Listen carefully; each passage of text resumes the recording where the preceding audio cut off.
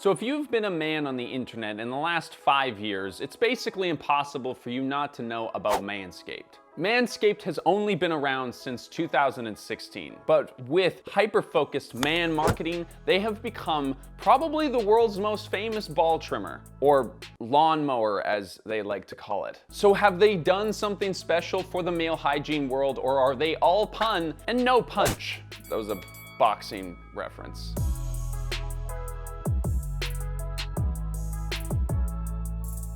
Manscaped, if you don't already know, is a male grooming brand with a very specific marketing tactic. They have made themselves the man brand to a comedic degree. Their products are all named after various landscaping tools, and the aesthetic is decidedly simple and sort of rugged with like the all black and gold thing. The company was actually founded by Paul Tran in 2016, but our man Paul was not the first one to the men grooming department party. I'm sure many of you watching this remember the legendary Old Spice commercials of yesteryears, where Old Spice might have pioneered this type of marketing in this industry. Manscaped is now carrying the torch.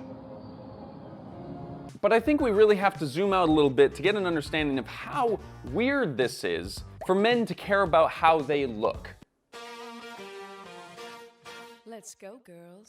For a really long time, the insane majority of personal care, personal hygiene, cosmetics has been laser focused on women, which has created something that is known as the grooming gap. This is the basic trope that, women have insanely high standards and expectations placed upon them, and so they have a lot of things that they need to do to maintain said appearances, whereas guys are using 12-in-1 body wash for literally everything. This is a true story. I lived with a guy once who would use the dish soap from the kitchen in the shower. It was an eye-opening day for me when I figured that out. He just came out of the bathroom one day in a towel holding a bottle of Dawn, and I was like, that's why we go through so much dish soap. Yari was a weird guy. For a long time, if you ask most men, myself included, about their self-care or personal hygiene routine, it would be probably a very short conversation. I personally don't use any kind of moisturizer. I don't wash my face regularly, and I use basically whatever soap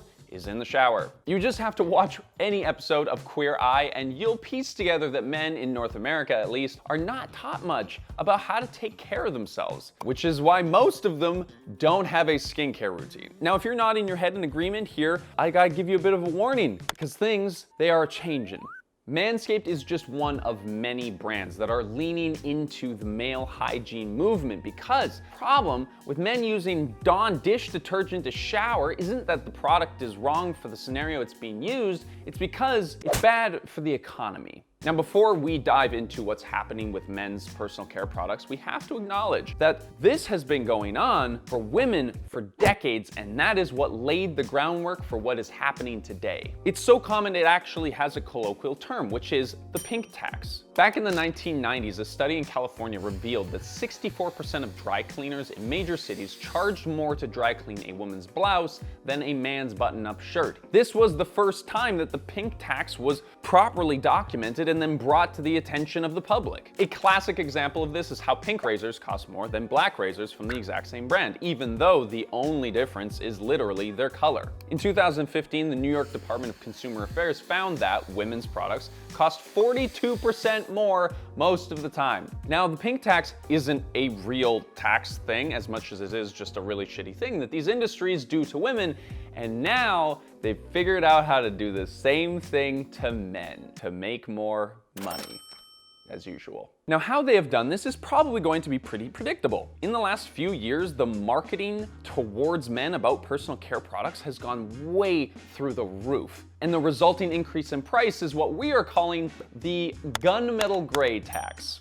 I am just a little bit proud of that one. Now, of course, we've seen gendered marketing in other industries before, like giant ass trucks that need to be driven by real men, or cookware for the stay-at-home mom. But now we've got shit like dude wipes, which are wet wipes for dudes. Are they any different from regular wet wipes or baby wipes for that matter? I don't know, but there is one undeniable difference between these products, and that is price. One pack of 30 dude wipes will cost you $10, or you could get 8 packs of Cottonelle wipes, which have 48 wipes per pack, for $15. Now, we're not saying that these two products are exactly the same or that Cottonelle is a brand that we would recommend you buy, but we're pointing out the fact that the one specifically targeted towards dudes is way more expensive. Also, side note, if you're using wet wipes, just stop it. They're terrible for municipal water systems. They create these huge clogs and stuff, and then your taxpayer money has to get them removed eventually. And that goes for the ones that even say flushable on them too. I feel like such a dad right now. I'm a dude dad. I'm dadding all the dudes right now because our audience demographic is like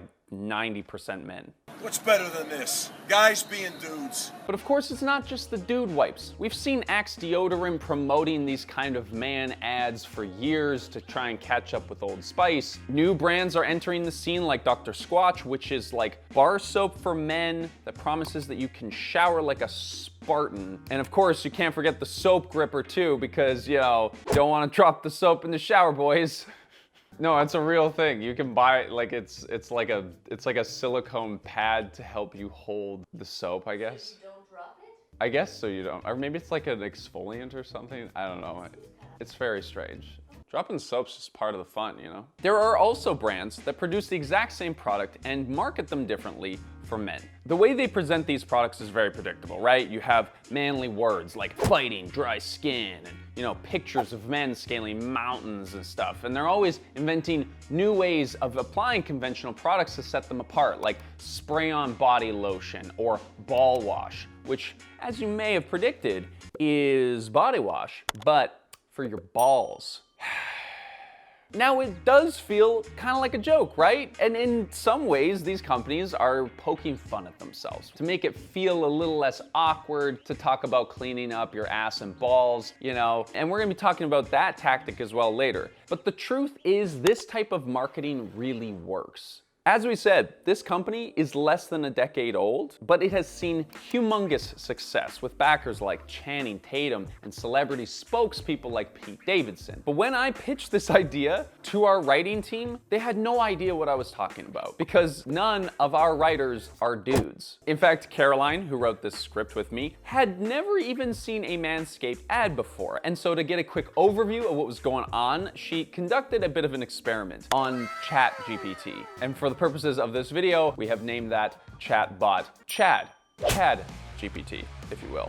I think it's funny. Chad said that the main reason Manscaped's lawnmower became the most talked about ball trimmer on the internet is because they disrupted the industry. In an industry that had previously been very focused on women's products, they had the balls to only target men. They niched down even further, specifically focused below the belt. There, of course, were a ton of other electric shavers out on the market today that look just like Manscaped, but they were marketed for facial and body use. Can these products do double duty? Could you use something you shave your face with to shave your back door? Of course, but those brands didn't have the cojones to market themselves that way. Chad also had a number of other points of why Manscaped was so popular, so here we go. Number 1, sleek packaging and brand identity. 2, they use humor in their marketing. 3, they built a massive social media online following with that humorous marketing. 4, they're constantly innovating their products. And 5, they have very positive word-of-mouth marketing, largely due to their strategic partnerships. We did a little bit more digging into those claims that Chad made, and it turns out that, for the most part, he's telling the truth, which means that Caroline,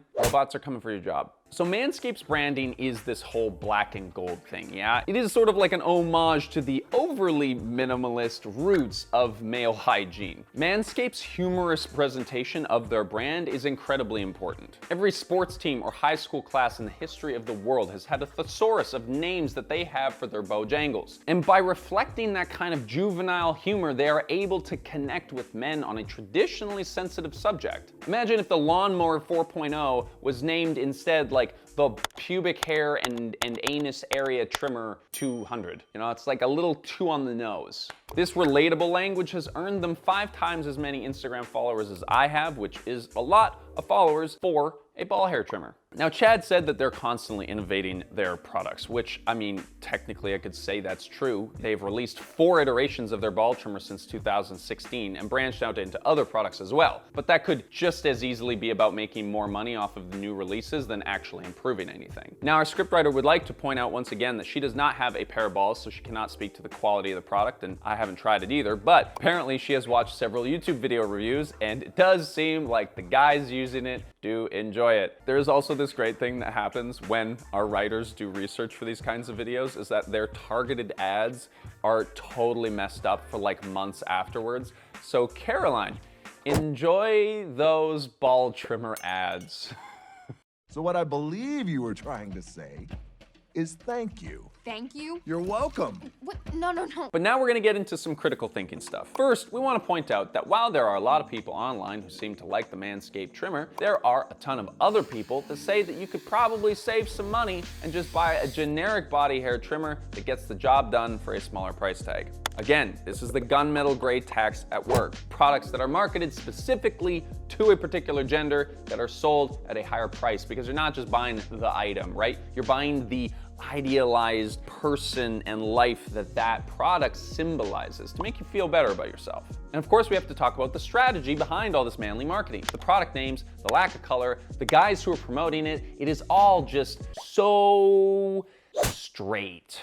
This hyper-masculine presentation of Manscaped and these other products marketed specifically towards men seems to say that these products are what you need in order to become a man. This is what masculinity is supposed to look like. Now for me, I can look at this whole man parade and recognize the meme here, right? Like, it's a joke in a lot of cases. And don't get me wrong, I love a good dick joke, but the thing about this is that a lot of people take this stuff really seriously. And this kind of marketing can make some people feel really shitty about themselves if they don't feel like they fit into the stereotype that's being portrayed. You might notice that Manscaped isn't sponsoring RuPaul's Drag Race, for example. It is also no coincidence that this hyper-manly marketing is appearing in the grooming product aisle, a place that has been traditionally exclusively targeting women. Is a part of this marketing plan to steer men away from feeling too feminine for using grooming products? You know, the joke has always been that guys basically just grab a bar of soap and scrub themselves down once a week and they're good. And now we have this humongous product aisle